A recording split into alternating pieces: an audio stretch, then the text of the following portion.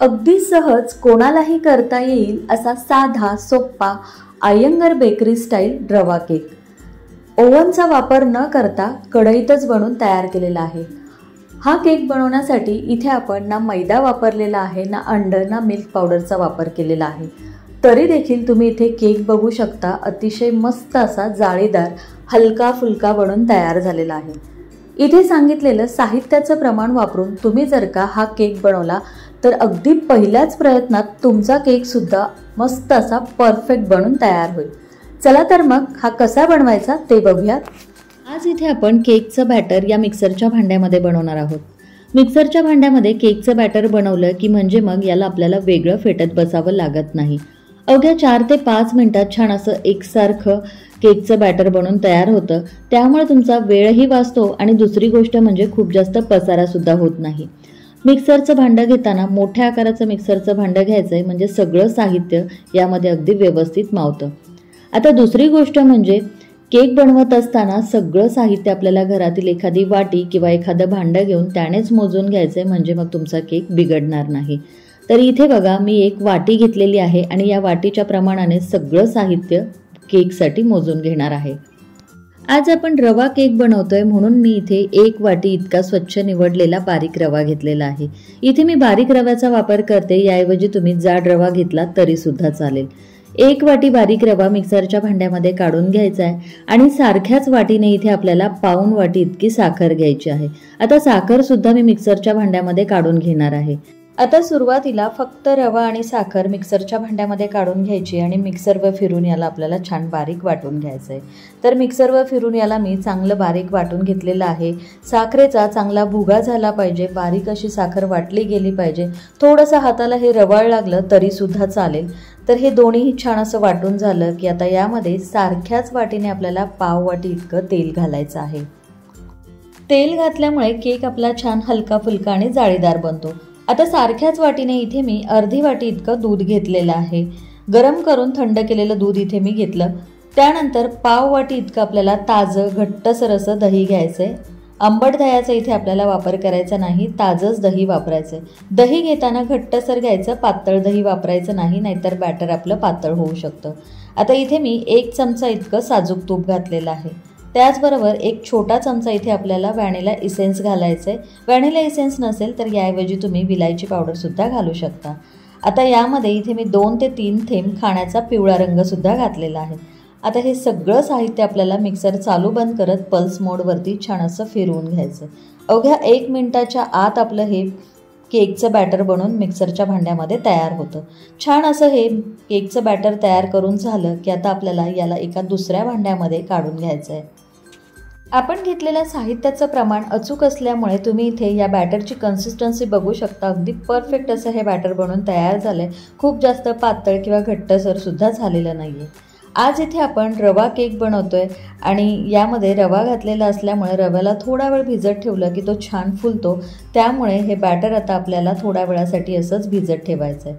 तर batter set होतंय तोपर्यंत इथे आपण दुसरी तयारी करून घेऊ। आता केक बनवण्यासाठी इथे बघा मी घरामध्ये असलेला हा जास्तीचा टिफिन घेतलेला आहे। याऐवजी तुम्ही कुकरचा डबा वापरू शकता किंवा जर का तुमच्याकडे केक टीन असेल तर असा हा केक टीन वापरून सुद्धा तुम्ही त्यामध्ये केक बनवू शकता। आता यामध्ये आपल्याला थोडंसं तूप घालायचं आहे आणि हे तूप हातानेच व्यवस्थित या टीनला अगदी एकसारखं सगळीकडे छान असं आपल्याला लावून घ्यायचं आहे। तूप लावून झालं की आता यामध्ये 1 चमचाभर आपल्याला मैदा घालायचा आहे आणि मैदासुद्धा या भांड्यामध्ये व्यवस्थित एकसारखा पसरून आपल्याला सगळ्या बाजूने टीनमध्ये व्यवस्थित लावून घ्यायचा आहे। आणि याऐवजी जर का तुमच्याकडे बटर पेपर असेल तर तो सुद्धा तुम्ही इथे वापरू शकता। तर अशा रीतीने केक बेक करण्यासाठी इथे आपलं हे टीन तयार झालेलं आहे। त्याचबरोबर दुसरीकडे बघा केक बेक करण्यासाठी मी गॅसवर कढई प्रीहीट करायला ठेवलेली आहे। त्यामध्ये थोडंसं मीठ घातलेलं आहे। आता जर का तुम्हाला मीठ वापरायचं नसेल तर इथे तुम्ही एक स्टँड ठेवू शकता आणि त्या स्टँडवर तुम्ही केकचं टीन ठेवलं तरी सुद्धा चालेल। कढई प्रीहीट होतीये तोपर्यंत बघा आपण जे सुरुवातीला केकचं बॅटर तयार करून ठेवलेलं होतं ते छान असं सेट झालेलं आहे। आता केक बनवायला घेण्या अगोदर आपल्याला यामध्ये 1 टेबलस्पून बेकिंग पावडर घालायची आहे आणि त्याचबरोबर अर्धा टेबलस्पून यामध्ये आपल्याला खाण्याचा सोडा घालायचा आहे। यामुळे आपला केक छान हलका फुलका आणि मस्त जाळीदार बनून तयार होतो। दोन्ही जिन्नस यामध्ये घातल्यानंतर एकाच डायरेक्शनने आपल्याला हे 3 ते 4 मिनटं चांगलं फेटून घ्यायचं आहे। हे फेटून घेतल्यानंतर याला छान अशी जाळी पडायला लागलेली आहे। हे बॅटरसुद्धा मस्त हलकं फुलकं झालेलं आहे। असं हे चांगलं एकाच डायरेक्शनमध्ये फेटून घेतलं की म्हणजे मग आपला केकसुद्धा मस्त असा हलका फुलका आणि जाळीदार बनून तयार होतो।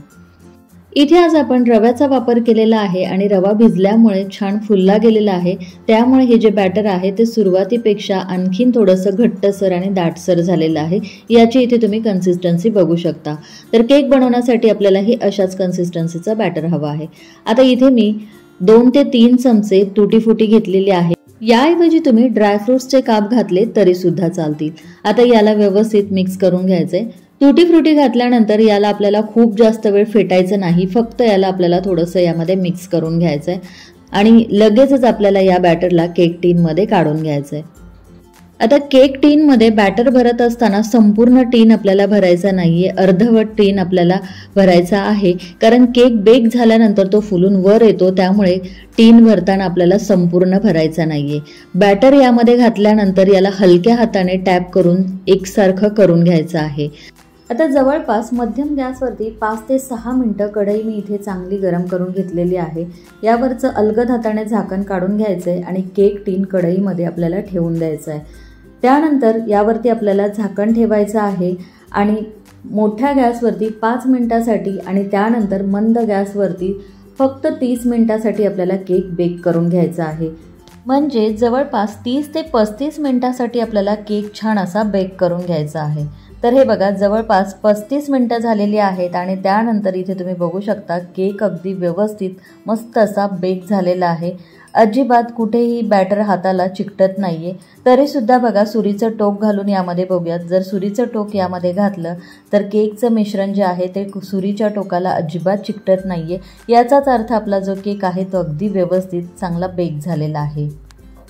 केक टीन गरम असल्यामुळे अलगद आपल्याला या टीनला कढईतून बाहेर काढून घ्यायचं आहे आणि आता लगेचच याला आपल्याला डिमोल्ड करायचं नाहीये, कारण केक आणखीन गरम आहे।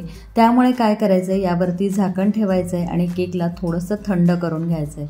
केक थोडासा थंड झाला की त्यानंतरच मग आपण याला डिमोल्ड करणार आहोत। आता केक थोडासा थंड झाला की त्यानंतर केकच्या कडा टीनपासून मोकळ्या करून घ्यायच्या आहेत आणि त्यानंतर आपल्याला केकला एका प्लेटमध्ये काढून घ्यायचं आहे। तर तुम्ही इथे बघू शकता केक अगदी व्यवस्थित छान असा बेक झालेला आहे, अजिबात चिवट झालेला नाहीये, कुठेही दबलेला सुद्धा नाहीये। आता तुम्ही तुमच्या आवडीप्रमाणे केकचे लहान मोठ्या आकाराचे या ठिकाणी तुकडे करून घेऊ शकता। हा केक तुम्ही हवाबंद डब्यामध्ये 5 ते 6 दिवसासाठी स्टोअर करून ठेवला की तो अजिबात खराब होत नाही, याला फ्रीजमध्ये वगैरे ठेवण्याची अजिबात गरज नाही। केक कढईमध्ये बेक केलेला असून सुद्धा तुम्ही इथे बघू शकता छान हलका फुलका जाळीदार बनलेला आहे, कुठेही दबलेला नाहीये, चिवट झालेला नाहीये, छान असा एकसारखा व्यवस्थित शिजला गेलेला आहे। तर अशा रीतीने खूप जास्त पसारा न करता अगदी झटपट अतिशय हलका फुलका जाळीदार अय्यंगार बेकरी स्टाईल स्पॉन्जी रवा केक आपण अगदी घरच्या घरी सहज तयार करू शकतो। बनवायला अतिशय सोपा आहे, त्यामुळे तुम्ही सुद्धा हा रवा केक एकदा नक्की करून बघा आणि कसा झाला हे कमेंट्स बॉक्समध्ये कमेंट करून सांगायला विसरू नका। आणि आजची ही रेसिपी जर का तुम्हाला थोडी जरी आवडली असेल तर व्हिडिओला एक लाईक करायला अजिबात विसरू नका। पुन्हा भेटूया अशाच एका छानशा रेसिपी सोबत, तोपर्यंत धन्यवाद।